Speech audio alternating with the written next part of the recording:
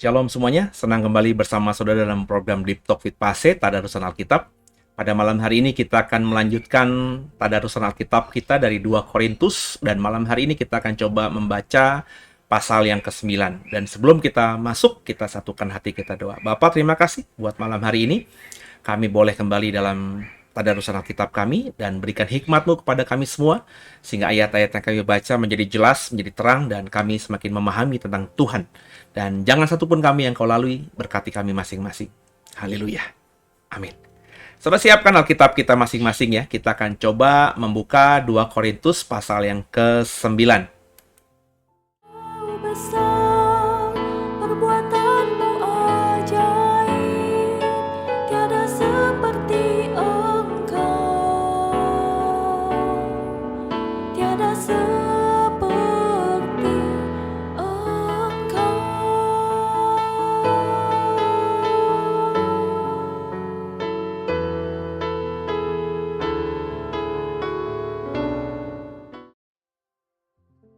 Ya, ada 2 Korintus pasal yang ke-9. Kita akan baca ayatnya, saudara, bersama dengan saya. Perikopnya pengumpulan uang untuk Yerusalem. Ini tentu berkaitan dengan pasal ke-8, di mana Paulus berusaha untuk membuat orang-orang Korintus itu bukan cuma hebat dalam karunia, tapi juga punya hati seperti jemaat di Makedonia yang melakukan pelayanan kasih atau berbagi atau menopang pelayanan orang-orang kudus dengan dana yang mereka miliki. Ya, kita sama-sama baca ayat yang pertama, pasal yang ke-9 ini. Tentang pelayanan kepada orang-orang kudus, tidak perlu lagi aku menuliskannya kepada kamu. Aku telah tahu kerelaan hatimu tentang mana aku menggahkan kamu kepada orang-orang Makedonia. Kataku, Akaya sudah siap sedia sejak tahun yang lampau, dan kegiatanmu telah menjadi perangsang bagi orang banyak. Aku mengutus saudara-saudara itu, agar kemegahan kami dalam hal ini atas kamu jangan ternyata menjadi sia-sia. Tapi supaya kamu benar-benar siap sedia seperti yang telah kukatakan. Supaya, apabila orang-orang Makedonia datang bersama-sama dengan aku, jangan mereka mendapati kamu belum siap sedia. Sehingga kami, untuk tidak mengatakan kamu, merasa malu atas keyakinan kami itu. Sebab itu, aku merasa perlu mendorong saudara-saudara itu untuk berangkat mendahului aku, supaya mereka lebih dahulu mengurus pemberian yang telah kamu janjikan sebelumnya. Agar nanti tersedia sebagai bukti kemurahan hati kamu, bukan sebagai pemberian yang dipaksakan. Haleluya. Ya. Jadi, kita belajar sekarang ini, saudara, dari apa yang disampaikan Paulus, ya, kepada jemaat di Korintus. Paulus jelas mengatakan bahwa saya akan datang dengan orang-orang dari Makedonia. Mereka sudah lebih dahulu mengumpulkan untuk diberikan kepada orang-orang kudus di Yerusalem, kalau dalam konteks ayat ini. Dan kami mau kepada kamu, tapi jangan sampai kalau kami datang, kamu belum mengumpulkan, padahal kamu sudah berjanji gitu. Makanya Paulus dengan bijak mengirim orang-orang terlebih dahulu ke Korintus, menyiapkan semua itu, sehingga kalau nanti dia datang dengan orang-orang Makedonia menjemput uang kasih atau persembahan kasih yang dikumpulkan orang-orang Korintus, ya sudah terkumpul, jadi tidak membuat jemaat Korintus itu seperti malu.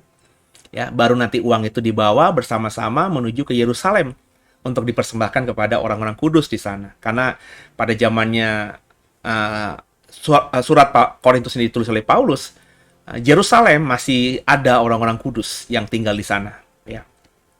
Besar kemungkinan Rasul Petrus, Rasul Yohanes, ya sebelum akhirnya diaspora itu masih ada di situ. Meskipun sudah ada kekejian, sudah ada penindasan yang dilakukan orang-orang Yahudi kepada para pemimpin gereja, rasul-rasul saat itu, tapi masih ada pemimpin gereja yang bertahan di sekitar Yerusalem untuk menjaga, juga untuk merawat, juga untuk memperbesar pelayanan yang memang dimulai dari Yerusalem. Karena biar bagaimanapun saat itu kekristenan itu masih eh, kalau bukan disengajakan ya, tapi arahnya masih untuk membuat orang-orang Yahudi menjadi percaya. Itu konsep, itu pemahaman yang masih melekat pada orang-orang yang disebut rasul-rasul itu, ya. Karena bagi mereka ya mengenalkan iman Kristen kepada orang yang bukan Yahudi itu belum terbuka dengan jelas. Makanya kalau kita baca di Kisah Rasul, Petrus mesti diberikan pencerahan dulu oleh Tuhan. Dia mimpi, dia turun dari langit binatang-binatang yang haram itu untuk dimakan itu ya. Baru akhirnya dia ngerti, dia harus menginjili, pelayanan dia harus melayani orang-orang yang tidak bersunat, orang-orang yang bukan Yahudi.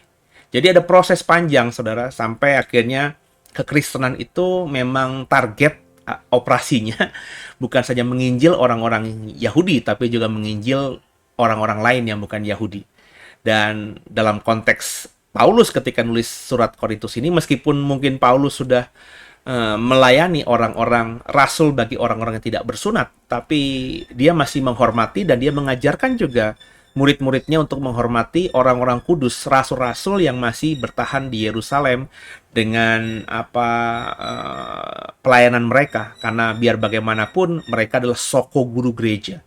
Dan Paulus sehebat apapun dia masih menghormati rasul-rasul ini. Dan itu luar biasa. Dan ini yang diajarkannya, kita bisa baca kepada jemaat di Makedonia, juga kepada jemaat di Korintus, supaya mereka mengumpulkan persembahan ya seperti yang mereka janjikan. Jadi mereka tidak dipaksa, tapi mereka diarahkan ayo untuk mensupport pelayanan para rasul, pelayanan orang-orang kudus ya, seberapapun yang mereka beri. Itu yang saya pernah bagikan dalam tadarusan sebelumnya, bahwa itu juga mestinya menjadi bagian dari kita orang percaya, bahwa kita juga harus mensupport pelayanan dari orang-orang dari gereja yang memang kita tahu ya itu memang pelayanannya untuk menjangkau banyak orang ya. Jadi kita harus support, kita harus dukung. Ya, soal berapapun itu sesukarela saudara. Tapi saudara harus ada ambil bagian di situ.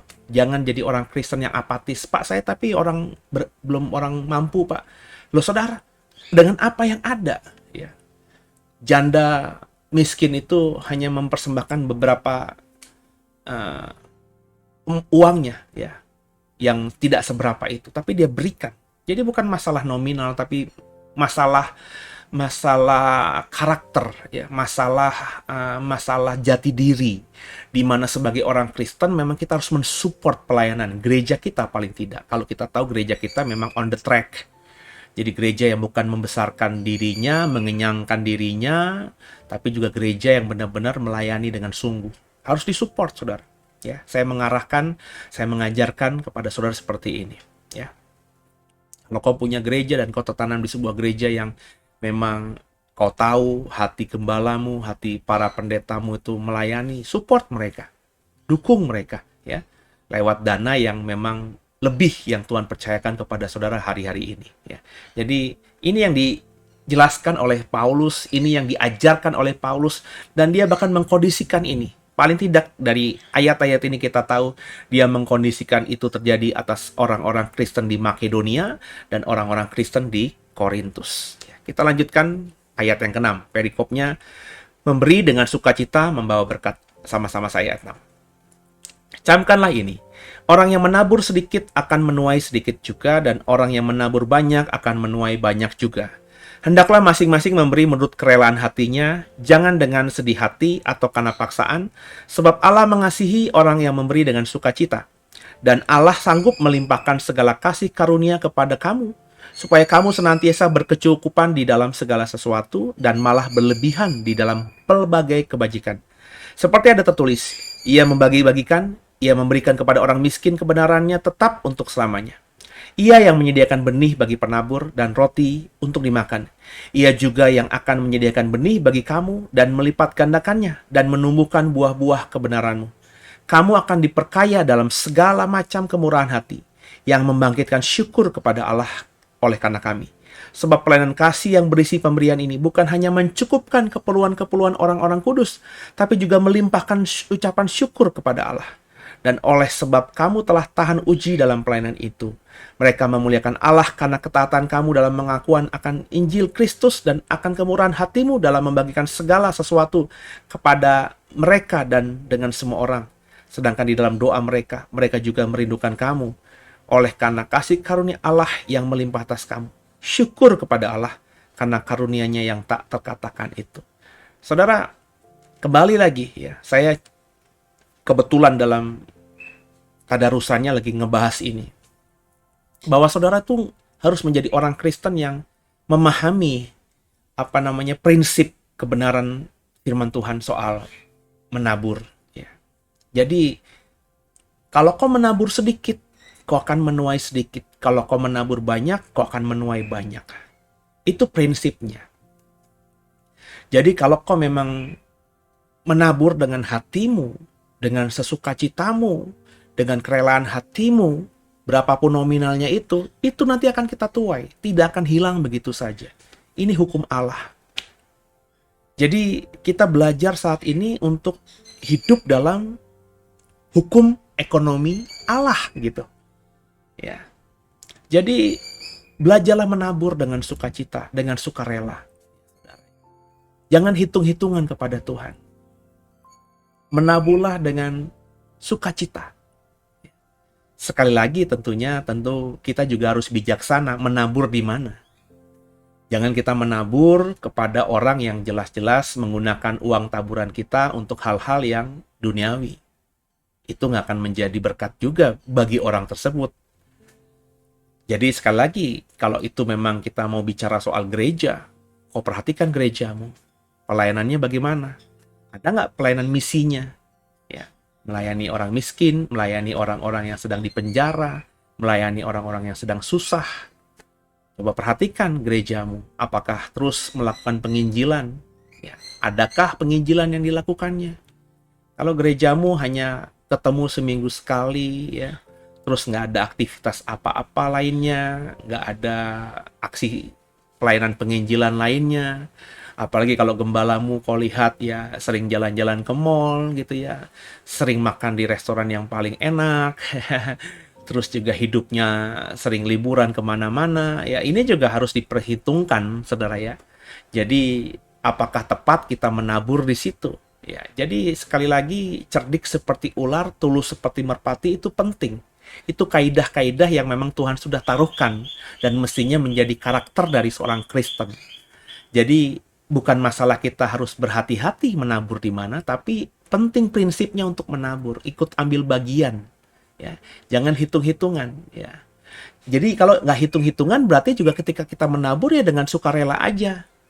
Juga jangan jadi akhirnya ya mengklaim itu. Saya sudah menabur kok, saya sudah melakukan ini kok, saya sudah memberikan persembahan ini kok. Nah itu jangan jadi juga sesuatu yang menjadi menjadi sesuatu yang kita sering umbar gitu. Firman Tuhan katakan kalau kau melakukan dengan tangan kiri, tangan kanan jangan sampai tahu gitu. Jadi ada prinsip-prinsip kebenaran yang harus kita jalankan secara paralel bersamaan, saudara. Jadi janganlah kita hidup yang memaksakan atau mengkondisikan bahwa ego itu harus yang diutamakan, saudara. Ya. Dikatakan di ayat ke-8, dan Allah sanggup melimpahkan segala kasih karunia kepada kamu, supaya kamu senantiasa berkecukupan dalam segala sesuatu, malah berlebihan dalam berbagai kebijakan, ketika kita banyak menabur tadi, saudara. Ya. Jadi nggak mungkin kekurangan. Ya. Ya. Jadi belajar seperti Tuhan, dia selalu memberi kepada orang yang miskin, memberi kepada orang yang susah, memberikan apapun yang dia bisa, ya, mujizat. Bahkan ketika Yesus hidup di dunia ini dia capek, tapi ketika dilihat orang banyak itu datang berbondong-bondong menghampiri dia, maka hatinya penuh dengan belas kasihan. Nah, sifat inilah yang harus dimiliki oleh Bapak, Ibu, dan saya. Ya. Kayalah dalam berbagai kemacam kemurahan hati, ayat 11. Kamu akan diperkaya dalam segala macam kemurahan hati.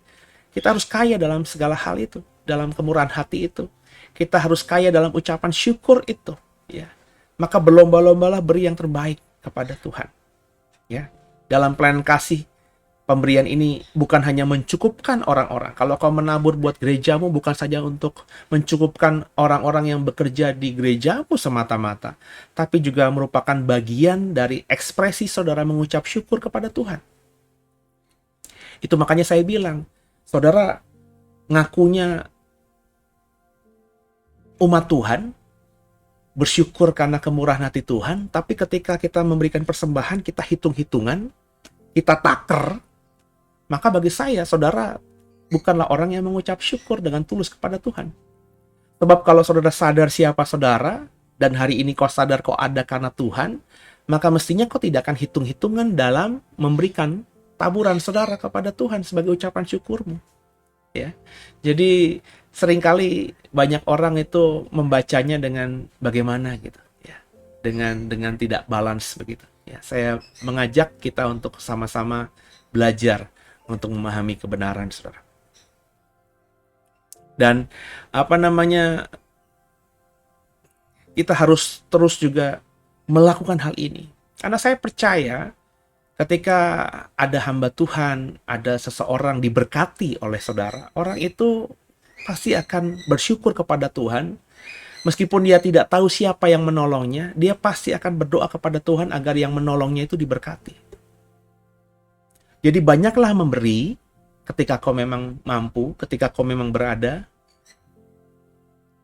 Sehingga orang yang diberi itu akan diberkati, dan ketika dia mengucap syukur kepada Tuhan, dan Tuhan disenangkan karena ada satu orang terpelihara hidupnya karena pemberian kita, maka Tuhan tidak akan berhutang, Tuhan akan memberikan kelebihannya kepada kita itu. Maka orang yang menabur sedikit akan menuai sedikit, orang yang menabur banyak akan menabur banyak. Yang menabur tidak pernah akan kekurangan. Yang menabur akan terus berkelimpahan. Itulah prinsip dalam iman Kristen. Jadi kerjakan itu, saudara. Paling gampang, paling mudah kepada orang di sekitarmu, keluargamu, orang yang punya satu darah denganmu. Cintailah mereka. Kemudian mulai praktekkan dalam kehidupan kepada Tuhan lewat gerejamu. Itu yang paling mudah juga. Ketika itu dua hal tadi sudah menjadi kebiasaan, maka saudara gampang untuk menabur, menolong, memberi, bahkan bagi orang yang tidak kita kenal sekalipun. Dan percayalah, ujilah omongan saya hanya mengutip Alkitab, bahwa hidupmu akan diberkati lebih lagi, dan lebih lagi. Kita lanjutkan, pasal 10, ya, karena pasal 9 hanya ayat 15, kita lanjutkan pasal 10, saudara, ya, ayat yang pertama, sikap Paulus. Aku Paulus, seorang yang tidak berani bila berhadapan muka dengan kamu, tapi berani terhadap kamu bila berjauhan. Aku memperingatkan kamu demi Kristus yang lemah lembut dan ramah. Aku meminta kepada kamu, jangan kamu memaksa aku untuk menunjukkan keberanianku dari dekat. Sebagaimana aku berniat bertindak keras terhadap orang-orang tertentu yang menyangka bahwa kami hidup secara duniawi.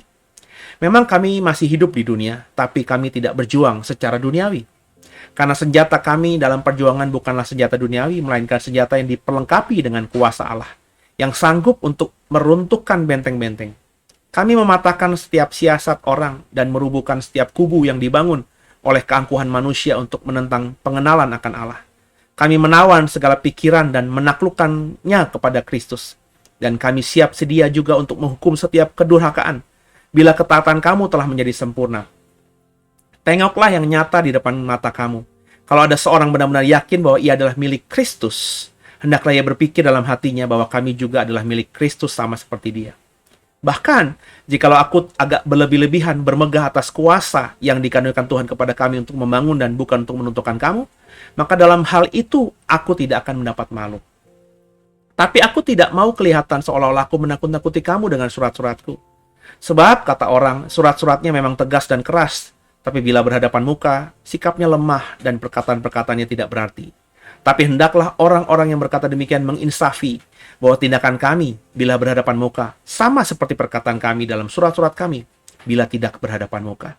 Nah, ini harus kita pahami bahwa besar kemungkinan dari ayat-ayat ini orang-orang yang hidup di zamannya Paulus, yang menjadi Kristen karena Paulus, yang tahu dan membaca suratnya Paulus dan juga pernah mengenal Paulus berhadapan muka, itu banyak kemudian yang menilai bahwa Paulus ini cuma jago dalam menuliskan. Surat-suratnya harus kita akui, itu surat-surat yang tajam. Kalau kita tidak coba mempelajari siapa Paulus dengan sungguh, kita hanya membaca pengajaran tentang iman Kristen dari surat-surat Paulus, maka Bapak Ibu akan sampai pada kesimpulan orang ini orang yang tegas, orang ini orang yang tajam, orang ini orang yang pintar, orang ini orang yang luar biasa, orang ini orang yang penuh hikmat, orang yang penuh dengan Roh Kudus, orang yang dibukakan luar biasa hikmat dari Tuhan sehingga bisa menjelaskan tentang apapun, bahkan tentang akhir zaman dengan sangat detail. Tapi ternyata kalau kita membaca pasal 10 ini, banyak orang yang menganggap Paulus itu cuma jago dalam menuliskan, tapi ketika berhadapan muka dengan muka, kata-katanya tuh kata-kata yang biasa, ya. Kata-kata yang tidak bisa mengubahkan. Ini mungkin kelemahan. Dan Paulus menuliskan hal seperti ini berarti mengindikasikan memang dia agak mengakui ya pemahaman orang tentang dia. Bahwa orang mencap dia pintar dalam berkata-kata dalam tulisan, tulisannya tajam, surat-suratnya tajam, tapi ketika bertemu dia mengajar secara lisan, secara oral, tidak begitu dalam. Sekali lagi, setiap orang punya kelemahan. Tapi kita ketika dinilai orang punya kelemahan, ketika kita menilai diri kita, kita punya kelemahan. Kita harus introspeksi diri. Ini kelemahan yang memang disengaja, atau kelemahan karena memang kita seperti ini. Dan orang lain menilainya memang seperti yang dipahami mereka. Intinya kita harus jujur. Makanya kalau kita baca di ayat terakhir tadi, ya di pasal 10 ayat yang ke-11 tadi. Tetapi hendaklah orang-orang yang berkata demikian, ayat 11, menginsafi bahwa tindakan kami, bila berhadapan muka, sama seperti perkataan kami dalam surat-surat kami, bila tidak berhadapan muka. Jadi Paulus ingin mengatakan kepada jemaat di Korintus, meskipun sepertinya aku tampak berbeda ketika membaca tulisanku dan ketika mendengarkan pengajaranku dalam kata-kata, ya, tapi aku tidak munafik. Aku ya seperti itu. Kalau kalian menilai bahwa kalau aku berkata-kata aku tidak cakap, kurang cakap, ya itulah aku. Ya. Nah ini kalau kita lihat dalam sisi Paulus juga ya, dari sisi Paulus dulu. Berarti kita di sini penting untuk menyadari kelemahan kita. Paulus tidak bilang, kamu sesat, kamu mengatakan aku hal-hal yang tidak baik. Paulus nggak ada indikasi begitu. Dia seolah-olah mengamini kata jemaat di Korintus, tapi dia ingin menegaskan bahwa, ya aku begini, tapi percayalah apa yang kutuliskan dan apa yang kuperkatakan ketika berjumpa langsung dengan kamu, itu tidak ada yang berbeda. Kalau kau anggap aku lebih tajam dalam tulisan tapi berkata-kata tidak, tapi bukan itu yang semestinya. Kalau kau melihat begitu, mungkin itu memang kelemahanku dalam berkata-kata secara lisan. Jadi Paulus memahami kekurangannya, mengetahui kekurangannya, dan mengakui kekurangannya. Orang yang seperti ini akhirnya orang yang memang akan terus bisa berjalan sesuai dengan apa yang dia mau kerjakan, saudara. Jadi saya selalu mengatakan ngaca itu penting. Saya selalu mengatakan bahwa introspeksi diri itu penting. Saya selalu mengatakan tahu kelemahan kita itu sangat penting. Dengan kita tahu kelemahan kita bisa akhirnya melakukan hal-hal yang lebih bijaksana lagi. Karena kita tahu kita lemahnya di sini, maka kita berusaha untuk tadi, ya, berusaha untuk melakukan agar kelemahan kita tidak lagi tampak. Paulus menyadari itu. Tapi karena memang dia seperti itu, cuma kurang cakap dalam berkata-kata, pemikiran dia tidak dihentikan hanya karena kurang cakap dalam berkata-kata lisan. Dia gunakan tulisannya. Itu mungkin juga alasan kenapa akhirnya Paulus itu tidak pernah menetap lama di satu tempat, saudara. Ya, kita kan selama ini mengatakan Paulus itu tidak menetap lama karena dia punya panggilan rasul. Pokoknya udah mendirikan jemaat, dia pindah. Tapi kalau kita mendalami lagi, mungkin dia sadar kelemahan dia. Kalau dia menetap lama di satu tempat, hanya di tempat itu saja selama hidupnya, maka mungkin orang tidak akan berkembang. Kenapa? Karena kalau mereka hanya mendengarkan pengajaran dia saja, dia sadar pengajaran dia yang diajarkan secara lisan itu, secara kata-kata keluar dari lidah dan mulut itu kurang cakap. Dia bukanlah seorang orator, dia bukan seorang pengkhotbah yang baik. Makanya ketika dia mempertobatkan orang sudah punya dasar iman Kristen, dia pilih salah satu untuk menjadi pemimpin mereka, dan dia pindah ke tempat lain, tapi terus mentoring lewat surat-suratnya. Dan dia sadar tulisan-tulisan dia itu begitu tajamnya. Dan itu yang justru menumbuhkan iman orang-orang Kristen. Nah, saudara sekalian, kalau kita menyadari kelemahan kita bisa mensiasati itu, sehingga yang tampak bukan kelemahan, tapi justru malah menjadi sesuatu yang menguntungkan bagi kita. Tapi kalau kita nggak mengakui kelemahan kita, ya susah. Ya, kalau orang nggak pernah introspeksi diri, orang nggak pernah ngaca, ya akhirnya susah. Dia akan begitu-gitu aja. Ya, hidupnya ngebulet aja di situ-situ aja. Nggak pernah berbuat sesuatu yang penuh terobosan, nggak pernah ada ide brilian lagi yang muncul. Ya hidupnya mengalir gitu aja lah. Nggak ada gairah apapun untuk berbuat sesuatu yang baru. Karena tadi dia tidak memahami kelemahan dia apa. Dia hanya nyaman di zonanya itu saja. Dan orang-orang seperti ini orang-orang sakit kalau bagi saya. Dan orang-orang seperti ini tidak akan bisa hidup kalau tidak bersamaan dengan orang-orang yang punya vision. Karena kalau pergaulannya dengan orang-orang yang seperti ini, ya akhirnya mereka cuma duduk-duduk aja, nongkrong-nongkrong aja, ya. Pokoknya bangun tidur, ya nongkrong, lewati hari, ya kalau bisa beli bakso, kalau bisa beli minuman, kalau enggak ya nongkrong-nongkrong aja, balik ke rumah lagi, tidur, besok pagi bangun pagi lagi, nongkrong lagi, ya kalau ada yang beliin rujak, makan rujak, kalau bisa dapat duit 5.000, dapat duit 5.000, habis selesai ya pulang lagi, dan itu hidupnya begitu-gitu aja. Nggak ada itu terobosan, nggak ada pikiran gue mau begini, gue mau begini, gue mau begini, gue mau begini. Jadi sadar harus ada pemahaman kelemahan kita. Paulus bagi saya orang yang sangat memahami kelemahannya itu apa. Sehingga ketika dia tahu kelemahannya, dia tidak berbuat salah di situ. Dia sadar dia tidak cakap sebagai seorang pengkhotbah, maka dia hanya mempertobatkan 1, 2, 3 keluarga saja di satu kota. Kemudian dia titipkan kepada orang yang dianggap dewasa untuk mengembalakan gereja 2-3 keluarga itu dengan ala kadarnya. Ya, dia tumpangi tangan, kemudian dia tinggalin kota itu. Dia pindah di kota yang baru, mempertobatkan 2-3 keluarga lagi, dia tinggalkan lagi, dan jemaat-jemaat yang 2-3 keluarga itu berkembang karena mereka. Bukan karena Paulus, mereka lah yang menginjil. Dan mereka mendapatkan pemahaman tentang firman Tuhan dari surat-surat yang Paulus sampaikan. Mereka berkorespondensi. Ada pemimpin mereka yang datang mengunjungi Paulus, terus Paulus mengajar, dan mereka lah yang mengajarkannya kepada jemaat mereka. Dan mungkin beberapa mereka lebih fasih dalam lidah sebagai seorang pengkhotbah dibandingkan Paulus. Sehingga yang namanya jemaat Korintus itu bisa bertumbuh, jemaat di Salonika bisa bertumbuh, jemaat di Filipi bisa bertumbuh. Itu semua karena ada orang-orang lokal yang memang lebih fasih dalam berkata-kata dibandingkan Rasul Paulus. Justru pelayanan Rasul Paulus menjadi efektif karena akhirnya dia sering merintis, dia sering menghasilkan, menciptakan, melahirkan gereja-gereja yang banyak di Perjanjian Baru. Kenapa? Karena dia sadar kelemahannya apa. Saya ngebayangin kalau dia hanya menetap saja di Korintus, meskipun gereja Korintus gereja yang terbesar, atau di Efesus karena kota yang terbesar, tapi saya yakin pelayanannya nggak akan efektif, karena orang lama-lama akan tahu, boring diajar sama Paulus, pengajarannya kurang dalam, kata-katanya nggak menarik untuk didengar, kalau dengerin dia lama-lama ngantuk, Sehingga akhirnya jemaat yang sudah ada, lambat laun akan mundur, mengecil, dan akhirnya hilang. Paulus menyadari hal itu. Justru sekarang ini kalau Bapak Ibu nggak belajar soal Paulus, Bapak Ibu akan mengagumi, Paulus keren banget ya, Paulus luar biasa ya. Mana ada orang yang bisa melihat kelemahan Paulus, saudara, kalau hanya melihat Paulus sambil lalu saja.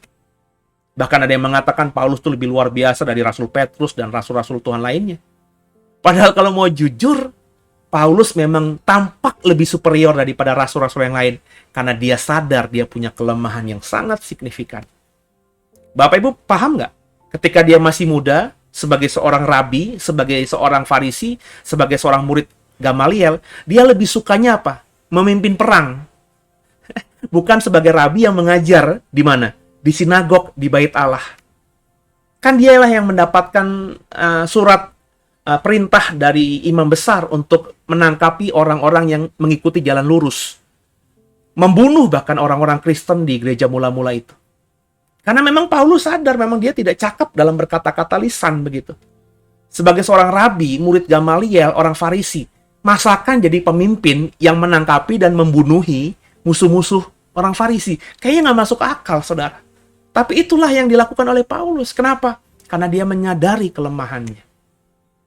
Dia harus jadi orang, dia harus jadi sesuatu, pemimpin. Tapi dia sadar kelemahannya, maka dia mengambil peran, dia mengambil sikap, sesuatu yang tidak dipikirkan oleh orang-orang lain yang tidak mengetahui kelemahannya. Sehingga meskipun Paulus itu di Bait Allah tidak terkenal sebagai seorang rabi yang pandai dalam mengajar, tapi dengan dia banyak menangkapi orang-orang Kristen, membunuh orang-orang Kristen, dia menjadi rabi, orang Farisi yang ternama di Bait Allah. Nangkap ya saudara ya? Dan ini terus dikerjakannya ketika dia jadi rasulnya Tuhan. Dia sadar dia nggak bisa berkata-kata pinter. Maka dia hanya sebentar saja di satu buah kota. Dia tinggalin. Dia kemudian melanjutkan pengajarannya dengan lisan. Ketika orang memahami kelemahannya apa, dan bisa mensyukuri kelemahan itu, akhirnya bisa memakai kelemahan itu menjadi sebuah kekuatan. Sehingga orang ini tidak dilihat orang kelemahannya lagi, tapi justru kehebatannya. Nah, inilah yang saya baca dari Paulus, saudara. Ya. Itu makanya Paulus dicurigai, ya. Wah, dia sering meninggalkan kita. Dia hidup duniawi kali di luar sana. Karena dia nggak mau ketahuan siapa dirinya. Buktinya cuma di tempat kita beberapa bulan, dia pergi lagi. Ya. Dia mengunjungi kita cuma beberapa bulan, dia pergi lagi. Memang resiko dalam melayani Tuhan, pasti ada saja orang tidak suka. Orang tidak suka kemudian membuahi dengan akhirnya cerita-cerita yang memfitnah, itu sangat besar kemungkinan. Tapi santai saja. Ya. Dan Paulus kembali menuliskan alasan dia ditujukan kepada jemaat Korintus supaya jemaat Korintus tidak salah paham dengan dia. Jadi, ini sesuatu yang saya dapatkan juga tiba-tiba aja gitu saudara ya. Jadi seringkali dalam tadarusan Alkitab ini Tuhan taruhkan sesuatu di hati saya gitu ya. Saya jujur yang saya katakan beberapa menit sebelum ini sesuatu yang keluar gitu dari otak saya langsung ke mulut gitu ya, ke lidah keluar sama saudara. Dan akhirnya ketika saya mendengarkan perkataan saya juga, wow ya ternyata benar Rasul Paulus tuh begini, luar biasa saudara. Rasul Tuhan yang memahami kelemahannya. Ya, jadi kita bisa belajar. Semua saudara pasti punya kelemahan, saya juga punya kelemahan. Dan kelemahan kita itulah yang kita harus siasati. Ya, saya sudah berkali-kali bilang, kalau sebagai gembala, kelemahan saya sebenarnya bukan gembala. Ya. Saya nggak suka mengunjungi orang, nggak suka ngobrol sama orang lama-lama. Ya. Saya nggak suka pergi keluar, gitu. Saya orang yang homey, orang yang rumahan, gitu ya. Ya, itu kelemahan saya ya. Saya mengunjungi orang itu, apalagi kalau mengunjungi cuma sekedar mengunjungi, nggak ada tujuan apa-apa, itu bingung gitu, mau ngomong apa gitu. Saya bukan orang yang gimana gitu, agak introvert, enggak, tapi ya termasuk orang yang introvert juga kalau dipikir-pikir, karena nggak nyaman kalau ngobrol sama orang yang belum dikenal banget atau nggak kenal banget gitu. Ya. Jadi kalau mengunjungi rumah-rumah orang itu bagi saya sesuatu yang ya enggak gitu. Saya juga termasuk orang yang tidak suka dikunjungi gitu. Ini salah satu sifat kan. Nah, saya tahu kelemahan saya ini. Nah, ketika saya tahu kelemahan saya ini, ya saya coba mengerjakan apa yang saya tahu kelebihan saya. Ya, kelebihan saya ya salah satunya saya punya karunia, kalau saya berkata-kata berkali-kali kepada saudara lihat program ini, karunia pertama saya yang saya tahu ya mengajar, maka saya mengajar lah. Saya buat program-program, saya buat khotbah yang dalam, yang sungguh-sungguh, yang agak berbeda cara penyampaiannya dengan banyak pengkhotbah lainnya, supaya orang akhirnya melihat kelemahan saya, tidak lagi kelemahan, tapi yang dilihat adalah kelebihan-kelebihannya. Nah, ini yang harus kita kerjakan, saudara. Supaya kita jadi efektif menjadi pelayan Tuhan di bumi ini. Itu yang Paulus kerjakan, itu yang coba saya kerjakan, dan berharap saudara juga kerjakan. Lanjutkan ya, ayat yang ke-12. Perikopnya pendapat Paulus tentang dirinya. Memang kami tidak berani menggolongkan diri kepada atau membandingkan diri dengan orang-orang tertentu yang memujikan diri sendiri. Mereka mengukur dirinya dengan ukuran mereka sendiri dan membandingkan dirinya dengan diri mereka sendiri. Alangkah bodohnya mereka. Sebaliknya kami tidak mau bermegah melampaui batas, melainkan tetap di dalam batas-batas daerah kerja yang dipatok Allah bagi kami, yang meluas sampai kepada kamu juga. Sebab dalam memberitakan Injil Kristus kami sampai kepada kamu, sehingga kami tidak melewati batas daerah kerja kami, seolah-olah kami belum sampai kepada kamu. Kami tidak bermegah atas pekerjaan yang dikaruniakan oleh orang lain di daerah kerja yang tidak dipatok untuk kami. Tapi kami berharap bahwa apabila imanmu makin bertumbuh, kami akan mendapat penghormatan lebih besar lagi di antara kamu, jika dibandingkan dengan daerah kerja yang dipatok untuk kami. Ya, kami hidup supaya kami dapat memberitakan Injil di daerah-daerah yang lebih jauh daripada daerah kamu, dan tidak bermegah atas hasil-hasil yang dicapai orang lain di daerah kerja yang dipatok untuk mereka. Tapi barang siapa bermegah, hendaklah ia bermegah dalam Tuhan. Sebab bukan orang yang memuji diri yang tahan uji, melainkan orang yang dipuji Tuhan. Kalimatnya keren ya. Sebab bukan orang yang memuji diri yang tahan uji, melainkan orang yang dipuji Tuhan. Jadi orang yang dipuji Tuhan itu akan tahan uji. Nah, Paulus berkata-kata tentang dirinya sendiri. Dia bukan orang yang suka membandingkan diri dengan orang-orang yang memujikan diri sendiri. Dan memang terindikasi, kelihatan dalam tulisan-tulisannya. Paulus tidak pernah mengkondisikan pembacanya harus menghormati dia dengan sungguh, dengan spesifik, dengan dalam begitu. Ya kalau mereka memang ada kalimat ya, beberapa dalam tulisannya Paulus, bahwa Paulus memposisikan mereka itu kenal Tuhan karena dirinya, tapi bukan berarti ada nada mereka harus menghormati Paulus extraordinary gitu, nggak pernah. Bahkan dalam tulisan-tulisannya Paulus justru menceritakan tentang siapa dirinya, bahwa aku berusaha berbuat baik, tapi justru malah hal yang tidak baik yang kulakukan. Aku tidak pernah merasa mendapatkan apa-apa. Ya, semua yang bahkan kudapatkan itu kuanggap seperti sampah. Itu kan bahasanya Paulus yang menunjukkan justru bahwa dirinya itu ya biasa saja gitu. Jangan dianggap terlalu bagaimana. Dan Paulus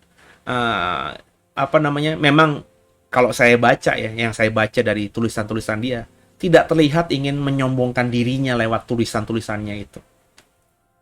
Dan dia juga orang yang tidak mau bermegah dari sesuatu yang bukan dia lakukan. Ayat-ayat di ayat 12 sampai dengan ayat 18 ini kan kelihatan sekali ya. Jadi Paulus tidak mau bermegah atas hasil-hasil yang dicapai orang lain. Jadi kalau memang di daerah tertentu itu hasil pelayanannya si A, ya Paulus tidak akan mengakuinya sebagai pelayanan dirinya gitu. Dia selalu mau bermegah ya karena memang tempat itu, daerah itu, gereja itu memang ada andil dia di awal-awal. Makanya dia memposisikan diri lebih superior gitu kepada beberapa jemaat yang memang jelas-jelas kita tahu itu hasil pelayanan Paulus. Seperti contohnya kepada jemaat Korintus ini. Ya, dia berani keras, dia berani tegas, dia bahkan berani mengatakan kamu harus melakukan hal ini. Tapi bukan dalam kerangka Paulus ingin menyombongkan dirinya. Karena di dalam surat 1 Korintus, 2 Korintus, tidak ada kalimat-kalimat atau bahasa-bahasa di mana kita bisa menyimpulkan Paulus sedang menyombongkan diri kepada jemaat Korintus. Tapi kalau Paulus ingin menunjukkan bahwa mereka harus mendengarkan dia, karena mereka adalah jemaat yang berada di bawah otoritas dia sebagai rasul, kelihatan memang. Ya, jadi Paulus orang yang bisa bagi saya menempatkan diri. Itu kenapa dia pernah berkata, ya Apolos, Petrus, Paulus gitu ya. Tapi jangan kita akhirnya menyekat-nyekat menjadi golongan Apolos, golongan Paulus, golongan Petrus. Sebab kita semua adalah satu dengan kepala yang satu, yakni Kristus. Itu dalam bahasanya Paulus, kita baca dalam tulisan-tulisannya. Artinya dia menghormati pelayanan Kefas, Petrus, dia menghormati pelayanan Yakobus, dia menghormati pelayanan Apolos. Masing-masing mereka punya kapasitas, punya daerah-daerah di mana mereka bisa bermegah karena memang mereka melayani di situ. Tapi Paulus tidak pernah gitu. Tidak pernah memang berusaha untuk mengambil. Makanya kita kira membaca juga, Paulus kenapa nggak pernah cukup lama di Yerusalem. Padahal kalau mau jujur, Yerusalem mungkin adalah kampung halamannya. Dia sebagai murid Gamaliel mungkin lahir di Yerusalem, besar di Yerusalem. Tapi ketika menjadi seorang rasulnya Tuhan, pernah nggak kita baca di Alkitab Paulus menggembalakan atau mengajar cukup lama atau mempertobatkan banyak orang di Yerusalem? Tidak. Karena dia tahu bahwa jemaat Yerusalem itu jemaat yang dirintis oleh para rasulnya Tuhan yang lain, Petrus, Yakobus. Ya. Dia tidak mau lama-lama di Yerusalem. Dia sadar ini. Dia tidak mau ngambil kemegahan terhadap sesuatu yang memang bukan hasil taburan dia. Maka dia keluar. Dan yang ekstrimnya kita tahu kan, dia keluar bukan cuma keluar Palestina, bukan cuma keluar Yerusalem, tapi dia bahkan jauh sampai ke wilayah Asia Kecil. Yang kalau kita membaca tulisan-tulisannya, tidak pernah kita mendapatkan tulisan Paulus bahwa dia berjumpa dengan rasul Tuhan lainnya di wilayah itu. Berarti ya 11 murid Tuhan lainnya itu tidak pernah atau belum sampai ke wilayah-wilayah itu ketika Paulus pertama kali sampai ke sana. Ya. Jadi luar biasa Paulus ini. Dia berusaha mencari tempat yang baru di mana dia di situ bisa benar-benar menginjili wilayah itu karena belum ada Injil yang disampaikan di sana. Dan kalau kita merujuk pada ayat-ayat perikop di atas, karena dia sadar dia tidak punya kefasihan lidah, dia bukan seorang pengkhotbah atau guru yang pintar dan pandai mengajar secara lisan, maka dia hanya sementara di situ, yang penting dasar Kristennya dapat. Kemudian dia pilih beberapa atau satu orang, dua orang yang paling dewasa untuk mengajar di situ, dari orang-orang yang awam di situ. Kemudian dia titipkan sebagai penatua bagi mereka di sana. Dan Paulus tinggalkan tempat itu dan berkorespondensi secara surat dengan penatua ini. Sehingga akhirnya penatua ini, yang karena dipilih tentu berarti bisa mengajar. Cara dia mengajar itu bagus. Sehingga akhirnya jemaat itu makin besar. Jemaat Korintus bagi saya besar karena orang-orang yang memang Paulus percayakan untuk menjadi penatua, untuk menjadi gembala di gereja Korintus. Jadi Bapak Ibu, dari ayat-ayat yang kita baca di 2 Korintus pasal yang ke-9 dan pasal ke-10, penting di sini untuk memahami siapa diri supaya menjadi orang yang berhasil. Dan Paulus mengerjakan itu dengan luar biasa dan memang akhirnya terkenal sebagai rasul yang luar biasa, diberkati dan berhasil. Mestinya Bapak Ibu dan saya juga demikian. Semoga dipahami, semoga jadi berkat buat semuanya. Haleluya.